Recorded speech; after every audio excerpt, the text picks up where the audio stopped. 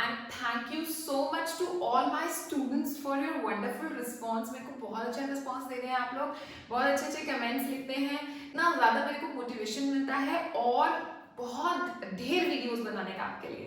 Daily अभी I will be uploading some important questions for you.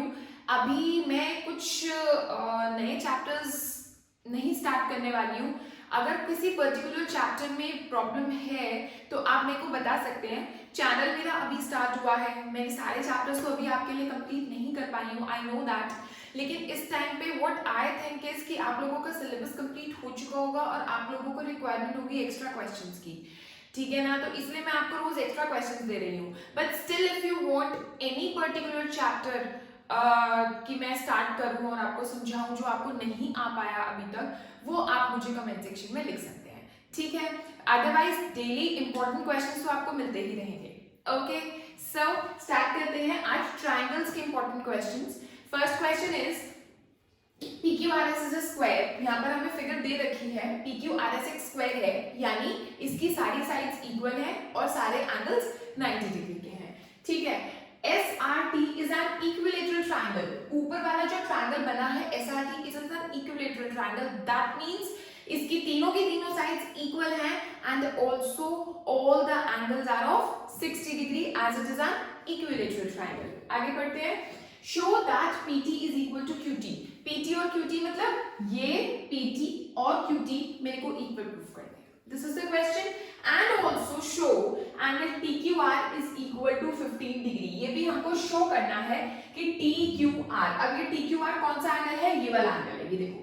This angle I have to show that this is 15 degree। तो start करें।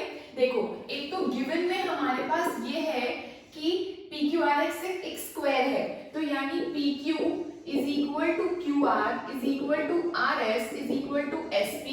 also हमें ऊपर वाला जो triangle है SRT is given to be equilateral triangle, that means ST is equal to TR is equal to SR।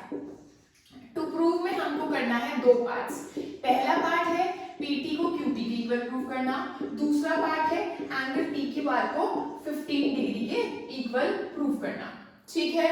चलो अब हम प्रूफ स्टार्ट करते हैं।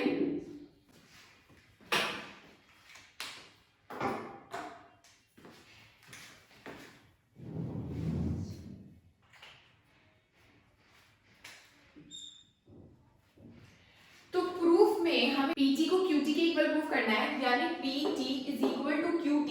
तो इसके लिए हमें कॉन्करेंसी प्रूफ करनी पड़ेगी दो ट्रायंगल्स में। कौन से दो ट्रायंगल्स में? PTS और ये PTS और QTR में। मैंने यही वाले दो ट्रायंगल्स क्यों पिक किए, क्योंकि हमारा PT और QT उसमें लाई करना चाहिए, सो दैट आफ्टर दैट मैं PT और QT को CPCG से इक्वल प्रूव कर दूं, है ना। तो PT और QT कौन से दो ट्रायंगल्स में लाई कर रहे हैं? PTS एंड ट्रायंगल QTR, ठीक है। अब इसमें कौन सी जो रीजंस होंगे वो कौन से लिखेंगे हम? पहला reason, this side is equal to this side, PS is equal to QR। क्यों बच्चों? क्योंकि all sides of squares are equal। ये सबको पता चल गया होगा रीजन। सेकेंड रीजन भी सबको पता चल जाता है, which is this is equal to this, ST is equal to TR, all sides of equilateral triangle are equal। Third reason ढूंढने में थोड़ा सा प्रॉब्लम आता है कई बच्चों को। क्या प्रॉब्लम आता है? देखो PQRS एक स्क्वायर है, ठीक है, तो angle 1 is equal to 90 degree. क्यों? क्योंकि PQRS एक स्क्वायर है, ठीक है बच्चों। अच्छा, ये एंगल 2 जो होगा क्या होगा? 60 डिग्री। क्यों होगा? क्योंकि ट्रायंगल TSR जो है वो इक्विलेटरल ट्रायंगल है। ऑलराइट, अब अगर मैं एंगल 1 और एंगल 2 को ऐड करती हूँ, दैट मींस मेरा ये वाला एंगल आ जाएगा TSP। Angle TSP will be equal to angle 1 plus angle 2, that is 90 plus 60, that means 150 degree। that means यहां से लेकर यहां तक मेरा कितना एंगल है? 150 डिग्री का एंगल है, ठीक है। अब अगर ये 150 डिग्री का एंगल है, इन द सेम वे अगर मैं निकालूं PRQ, ये भी 60 डिग्री है क्योंकि इक्विलेटरल ट्रायंगल है, ये भी 90 डिग्री है क्योंकि स्क्वायर है, तो ये पूरा भी 150 डिग्री का होगा। तो that means angle TRQ similarly angle TRQ भी 150 का होगा, रीजंस विल बी सेम। ठीक है, अब ये जो दो एंगल्स हैं ये हमारे उन दो ट्रायंगल्स में लाई कर रहे हैं जो जिन दो ट्रायंगल्स को मैं कॉन्ग्रुएंट प्रूव कर रही हूँ, क्योंकि मैं TSP और TRQ को कॉन्ग्रुएंट प्रूव कर रही हूँ, तो मेरे ये दो एंगल्स इन बड़े वाले ट्रायंगल्स में लाई करते हैं। सो ये वाला रीजन मैं लिख सकती हूँ कि angle TSP equals to angle TRQ equals to 150 degree each proved है। ठीक है, सो मेरा SAS से दोनों ट्रायंगल्स कॉन्ग्रुएंट हो गए, therefore triangle TSP is congruent to triangle TRQ by SAS congruency। ठीक है बच्चों, अब जब ये दोनों ट्रायंगल्स कॉन्ग्रुएंट हो गए तो I can very easily right that PT is equal to QT by CPCT, therefore PT is equal to QT by CPCT, है ना। तो हमारा फर्स्ट पार्ट तो प्रूव हो गया ये वाला। ठीक है, अब हमें TQR को 15 लाना है, TQR को हमको ये एंगल क्या लाना है, 15 डिग्री लाना है, प्रूफ करना है। तो उसके लिए हम क्या करें, देखो ये बात समझो कि ये जो TR है, ठीक है, TR और SR इक्वल है, TR and SR are equal, ठीक है, साइड्स ऑफ द स्क्वायर। अच्छा sorry, sides of the equilateral triangle, TR और SR तो साइड्स ऑफ इक्विलेटरल ट्रायंगल है, और SR और QR इक्वल है, क्यों, SR और QR इक्वल है, ये है sides of triangle, equilateral triangle, और ये है साइड्स ऑफ स्क्वायर, इक्वल होते हैं। जब TR SR के इक्वल है, QR SR के इक्वल है, तो इसका मतलब TR और QR आपस में इक्वल हो गई। ठीक है, इन दोनों इक्वेशन से, फर्स्ट और सेकंड से I can very easily right, कहां पर करते हैं हम, इरेज करते हैं पहले। सो मैंने लिखा है यहाँ पर TR is equal to SR and QR is equal to SR, और मैंने इसको फर्स्ट और इसको मैंने सेकंड मान लिया। ठीक है, अब जब ये दोनों इक्वेशन से मेरा क्या आ जाएगा, इन दोनों इक्वेशन से मेरा आ जाएगा फ्रॉम फर्स्ट एंड सेकंड, मेरा TR जो है वो QR के इक्वल आ गया, यानी ये वाली साइड इस वाली साइड के इक्वल आ गई। देखो हमारा ट्रायंगल कैसा है, इस तरह का, ये मेरा T है, ये मेरा R है, और ये मेरा Q है, और मैंने इन दोनों को इक्वल प्रूव कर दिया है ना। जब ये दोनों इक्वल है तो therefore angle 3 is equal to angle 4, therefore angle 3 is equal to angle 4, क्यों, क्योंकि angles opposite to equal sides are equal. ठीक है बच्चों, एंगल 3 एंगल 4 के इक्वल आ गया। अब हम ट्रायंगल TRQ में एंगल सब प्रॉपर्टी लगाते हैं। इन triangle TRQ angle 3 plus angle 4 plus angle TRQ is equal to 180 degree, 3 plus 4 plus TRQ is equal to 180 degree. But TRQ तो मैंने निकाला था, क्या निकाला था, 150 डिग्री, जब मैंने कहा था this angle is equal to this angle. ये मैंने एक रीजन यूज किया था कॉन्फिडेंसी प्रूफ करने के लिए, है ना। तो ये मेरा 150 डिग्री का है, मैं शो कर चुकी हूँ, तो मैं इसकी जगह 150 डिग्री पुट कर देती हूँ, और 3 और 4 तो मेरे इक्वल है, तो इसकी जगह मैं 4 ही लिख देती हूँ, ये भी 4 और ये 150 degree is equal to 180 degree. बस हो गया काम। 4 प्लस 4 कितना हो गया, twice of 4 is equal to 180 minus 150, that means 30। ठीक है, और ये वाला जो 2 है ये नीचे चला गया, सो दैट मींस मेरा आ गया 15 डिग्री। सो हमारा ये वाला जो एंगल हमें प्रूव करना था वो हो गया हमारा 15 डिग्री।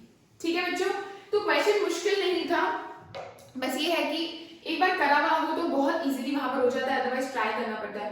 तो काफी इंपॉर्टेंट क्वेश्चन है, that is why I will explain you today. बच्चों बढ़ते हैं नेक्स्ट इंपॉर्टेंट क्वेश्चन की तरफ, जिसमें फिगर नहीं ड्रॉ की हुई।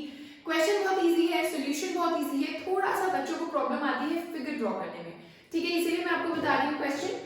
AB is a line segment, AB एक लाइन सेगमेंट है, AX and BY are two equal line segments drawn on opposite sides of line AB.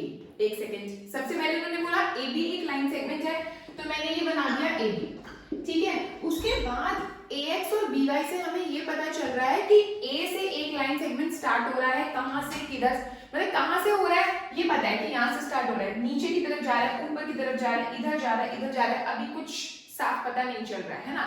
तो AX और BY ऐसे ही B से भी स्टार्ट होगा एक लाइन सेगमेंट, किधर जाएगा मेरे को नहीं पता अभी, लेकिन वो दोनों इक्वल होंगे इतना पता है। AX and BY are two equal line segments drawn on opposite sides of line AB. very very important. opposite का मतलब क्या है कि एक तरफ जाएगा, दूसरा दूसरी तरफ जाएगा, ठीक है, या फिर एक उधर ऊपर जा रहा है तो इधर नीचे, एक ऊपर होगा एक नीचे होगा, दोनों इक्वल होंगे। AX और BY के बारे में उन्होंने ये बोला, ठीक है।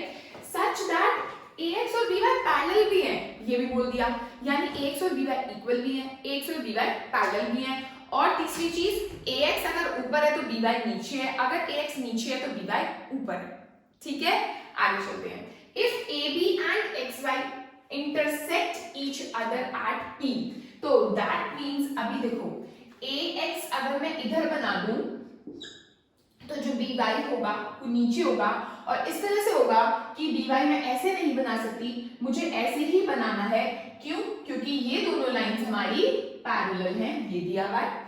और नेक्स्ट उन्होंने ये चीज बोल दी कि जो AB और XY है, ये जो AB और XY है ये इंटरसेक्ट कर रहे हैं, कहां पर इंटरसेक्ट कर रहे हैं? P पर, तो ये मेरा P बन गया, ठीक है। और ये दोनों इक्वल भी गिवन थे और पैरेलल भी, ये भी हो गया। और अब हमें बनाना है कि ट्रायंगल APX यानी ये वाला ट्रायंगल और BPY कॉन्ग्रुएंट है, ये शो करना है। सेकंड चीज, AB and XY bisect each other, ये भी शो करना है। बाइसेक्ट ईच अदर का मतलब हमें क्या शो करना है कि this side is equal to this side and this side is equal to this side. Bisect का मतलब यही होता है ना, ठीक है। तो गिवन में हम क्या लिखेंगे, तो मेनली क्या था, मेनली यही था कि फिगर कैसे ड्रॉ करनी है। कॉन्ग्रुएंसी प्रूव करनी तो इतनी मुश्किल नहीं है इसमें, है ना। तो गिवन में एक तो AX को BY के पैरेलल लिख दो और एक AX को BY के इक्वल लिख दो, ठीक है। और टू प्रूव में हमें एक तो triangle APX congruent to triangle BPY करना है, और AB and XY bisect each other, ये मत लिखना टू प्रूव में। क्या लिखते हैं, ऐसे नहीं लिखते वर्ड्स में कभी टू प्रूव में, हमेशा हमें जो एक्चुअली जो चीजें इक्वल प्रूव करनी होती हैं वो लिखते हैं कि क्या इक्वल प्रूव करना है। बाइसेक्ट ईच अदर का मतलब क्या है वो लिखो टू प्रूव में, मतलब this is equal to this and this is equal to this, ये हमें प्रूव करना है। यानी AP is equal to PB, ये भी प्रूव करो, and XP is equal to PY, ये भी प्रूव करो, ठीक है। चलो अब हम शुरू करते हैं। इन triangle APX and triangle BPY, सबसे पहला reason, this side is equals to this side given, AX is equal to BY given, ठीक है। अच्छा चलो बच्चों, सेकंड रीजन क्या होगा। सेकंड रीजन हमें ये चीज दी है, AX is parallel to BY, मतलब AX ये रहा और B और ये Y ये रहा, है ना। और अगर मैं AB को ज्वाइन करती हूँ तो ये मेरा क्या है, ट्रांसवर्सल, क्योंकि ये दोनों मेरी लाइंस पैरेलल है, तो AB क्या है मेरा, ट्रांसवर्सल। अब क्या है कि एंगल 1 और एंगल 2 मेरे इक्वल हो सकते हैं, क्यों हो सकते हैं, ऑल्टरनेट एंगल्स, क्योंकि ये दोनों लाइंस पैरेलल और ये ट्रांसवर्सल। तो मैं यहाँ लिख दूंगी angle 1 is equal to angle 2 alternate angles, ठीक है। एक और चीज, अब अगर मैं ये वाला ट्रांसवर्सल ना लूं, ये मैंने हटा दिया, ये 2 भी हटा दिया, ये 1 भी हटा दिया, AX पैरेलल टू BY है। अब मैं ट्रांसवर्सल ले रही हूं XY, ये रहा, ठीक है। ये दोनों लाइंस पैरेलल, ये ट्रांसवर्सल, तो इसका मतलब angle 3 is equal to angle 4, again alternate angles, ठीक है। तो angle 3 is equal to angle 4 alternate angles. अब कौन सी कॉन्ग्रुएंसी लगी, ये 3 और 4, ASA, therefore by ASA congruency triangle APX is congruent to triangle BPY। जब कॉन्ग्रुएंट हो गए तो हमारा फर्स्ट पार्ट तो प्रूफ हो गया, और सेकंड पार्ट तो very easy, this is equal to this bisecticity, this is equal to this bisecticity, AP is equal to BP and PX is equal to PY both by CPCT. Okay, so this was the second very important question of the chapter, triangles. Okay guys, so today I have explained you two very important questions, hot questions of chapter triangles. Though I have not explained chapter triangles क्योंकि मेरे को अभी time नहीं मिला है, मेरा channel अभी भी स्टार्ट हुआ है, but still I have given you some important questions and मैं देती भी रहूंगी चैप्टर ट्रायंगल्स के ऊपर क्वेश्चंस, और भी चैप्टर्स के ऊपर दूंगी, लेकिन आप कमेंट सेक्शन में जरूर लिखिए कि आपको कौन से चैप्टर्स के ऊपर मेनली चाहिए, and also if you want कोई एक पर्टिकुलर चैप्टर जो आपको बिल्कुल समझ नहीं आया है अभी तक and your exams are approaching, तो अगर आपको चाहिए कोई पर्टिकुलर चैप्टर की एक्सप्लेनेशन तो you can tell me. And also guys do subscribe my channel and also tell your friends to subscribe my channel. Bye.